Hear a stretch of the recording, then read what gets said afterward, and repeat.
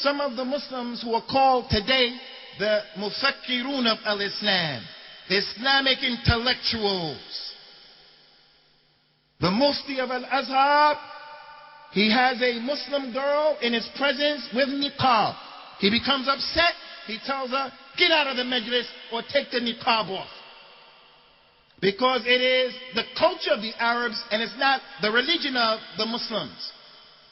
Those are the people of the Mufakkirun in al-Islam. We have some of them who said about Uthmaan ibn Affan in making a disparaging remark against him, how is it that a man can possibly marry his wife and then his wife's sister? Why is that a criticism? Allah Azza wa Jal allowed it in the Quran and the Sunnah, and Muslims have been doing this ever since the time of the companions. Why is it a problem now?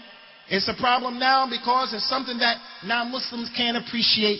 It's something that non-Muslims may not be able to understand. So as a result of that, we're going to oppress Uthman and claim that there was something wrong with him for being able to marry his wife and then his wife's sister. That's dhulm on Uthman ibn Affan, RadiAlahuAnhu. Anhu. Uthman ibn Affan was a tremendous man in the scales of al-Islam. In addition to that, brothers and sisters in al-Islam, from the greatest benefits that this ummah has received from Uthman ibn Affan, and from the heaviest issues in his scale, is that it was Uthman ibn Affan who brought this Quran that we're reading right now. The Muslims are united on this Quran. It was through the efforts of Uthman ibn Affan. The fact that we're going to make this Salatul Jummah, and we're going to read the Quran in a certain way, because there are many ways that it could have been read, other than the well-known recitation. Other than that, there are words that are mentioned in different ways that were revealed in the Quran that would be a fitna if we were allowed to read it the way it was before. But during the time of Uthman ibn Affan, the Quran was brought together, and all of the other Qur'ans in the Muslim empire that was causing division between them, they were burnt by Uthman ibn Affan. So the people came and they criticized him. And they said, how is it that he can burn the kalam of Allah? How is it that he can take the Quran and burn it? Whether you understand how or why or the dalil is irrelevant. What you should say is, he did it under the supervision and with the efforts and participation of all of the companions. So therefore, since the companions allowed it, the ones who participated in the battle of Badr and Uhud and Tabuk, those people gave that 1,000 dinar and other than that. Since they were collectively in agreement, I don't know the dalil, but the fact that they agreed to it in and of itself is a proof that it's okay. And even if I didn't understand, I love the Quran.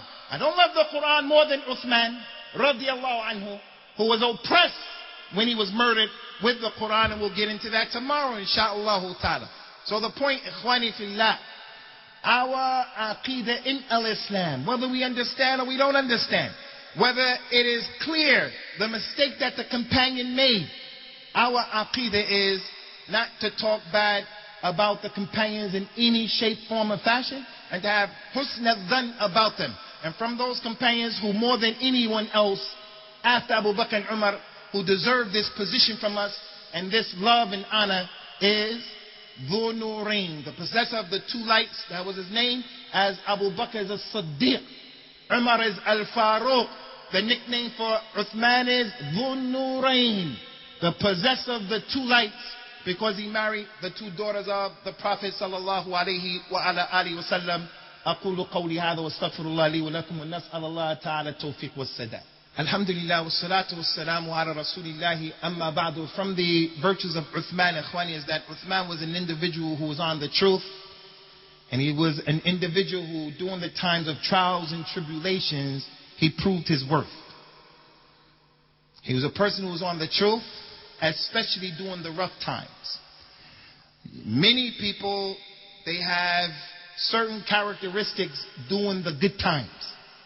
But when the going gets rough, that's when you see the reality of people. And this is one of the benefits of knowing a man when you travel with him, because it's not easy. A man is prevented from his food and drink. You want to know his reality? then travel with him. You want to know his reality? Do business with him. You want to know his reality? Take your time and measure him. You want to know who your friend is? Your friend is not the one who, when things are going well, he's there for you and with you. He's a fair weather friend. But when the going gets tough, and the people forsake you, and you need money, and you need support, and all of the doors were closed on you, and the people are putting pressure on you, the real friend is the one who steps up to the pump and he says, here I am. I'm not like them. That's how Uthmaan was during the time of trials and tribulations. The people come, and when the going gets tough in the religion and people are tested in their religion, you see the reality of their deen. They will sell their deen. They will sell the Muslims. They will make up lies about the Muslims. Only Allah knows how people will react in the times of fitna. All of the people. All of the people. Don't sit here and think anyone here is exempt from being tried in his religion and he sell his religion or portions of his religion. It can happen to anyone. And we ask Allah Ta'ala for thabat in our religion. Uthmaan radiallahu anhu, as the Prophet was telling his companions about the time of the fitna that was going to come, and he was telling them that the fitna was going to be great. He saw a man walking by, and the man had a hood on, and he was walking with his head down. He said, Inna hadha yawma idhin ala al-haq. That man on the day of the fitna will be upon the truth. The companion Ka'b ibn Ujra, he said, I got up again. When the companions heard about the sunnah, when something came to them, they wanted to know more. He jumped up. He ran. He stopped him. He said, this man, Ya Rasulullah? He said, yes, that man. He touched the man. He turned around. Lo and behold, it was Uthmaan ibn Affan. During the time of the fitna, this man would be on the haq. He was a man of the yaqeen. He knew that he was going to receive the fitna and the dhulm from the people. But what did he do? Did he sell his religion? Did he try to save his own neck? He had sabr. He had yaqeen about what the Prophet told him, sallallahu alaihi wasallam. The Prophet went into a garden and he told one of the companions, I'm going into this garden to rest. Don't let anyone in without my permission. A knock came at the door. It was Abu Bakr. The man came and said, Ya Rasulullah, Abu Bakr, he wants to come in. Tell him to come in and give him glad tidings of the Jannah. Abu Bakr came in. After that, Uthmaan came. The man said, Ya Rasulullah, it's Umar. Umar. Rasulullah said, let him come in and tell him he's going to go to Jannah. The third person who came, Uthmaan ibn Affan, knocked on the door. The Rasul of Rasulullah, Ya Rasulullah, it's Uthmaan ibn Affan. Rasulullah remained quiet and he looked and he hesitated. Maybe the revelation came to him at that time. Maybe he thought about the dhulm of the people against the man. He said, let Uthmaan in and give him glad tidings of the Jannah after a fitna that's going to hit him. So the man was living his life doing the khilaf of Abu Bakr, doing the khilaf of Umar. And then when he became the Khalifa, he's living his life knowing that he's going to have to deal with some fitna. That's going to be the end of his life. He's walking around like that. And he had no doubt about that reality.